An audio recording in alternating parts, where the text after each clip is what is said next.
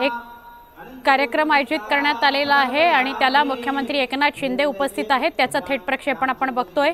शिवसेना आमदार प्रताप सरनाईक यांनी त्यांच्या मतदारसंघात म्हणजेच मीरा भाईंदरमध्ये भागवत सत्संग सनातन राष्ट्र संमेलन आयोजित केलंय।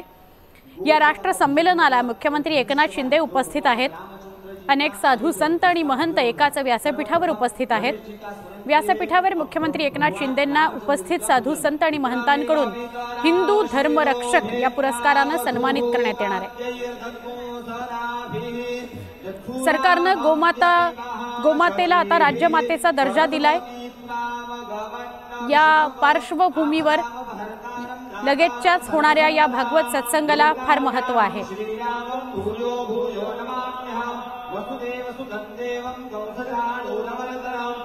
मीरा भाईंदरमध्ये भागवत सत्संग सनातन राष्ट्र संमेलन ज्याचं थेट प्रक्षेपण आपण बघतोय।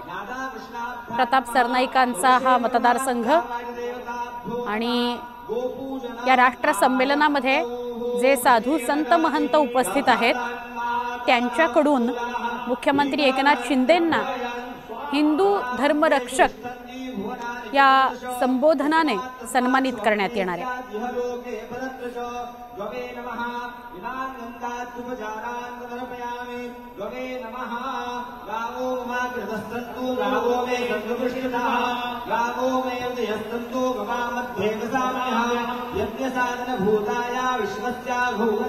प्रताप सरनाईक यांनी आपल्या मतदारसंघामध्ये म्हणजेच मीरा भाईंदरमध्ये हा भागवत सत्संग आयोजित केलेला आहे। मुख्यमंत्री एकनाथ शिंदे या कार्यक्रमाला उपस्थित आहेत।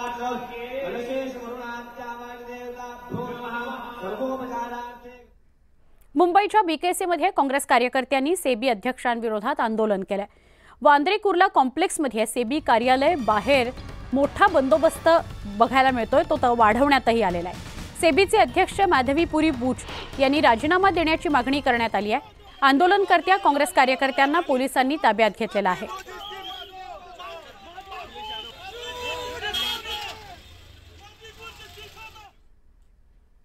तिरुपती मंदिर लाडू प्रकरणात सुप्रीम कोर्टाने आंध्र प्रदेश सरकारला खडे बोल सुनावलेले आहे। लाडू प्रसाद तपासाचा निकाल न निघता माध्यमांमध्ये निवेदन देण्याची काय गरज होती असा सवाल सुप्रीम कोर्टाने विचारलाय।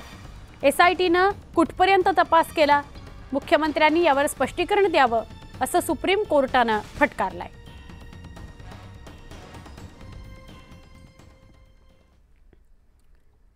मुंबईतील जेव्हीएलआरच्या गांधीनगर जंक्शनवर बेस्ट बसला आग लागली। चालकाच्या प्रसंगावधानामुळे कोणतीही जीवितहानी झाली नाही, तर अग्निशमन दल घटनास्थळी तातडीने दाखल झालं होतं।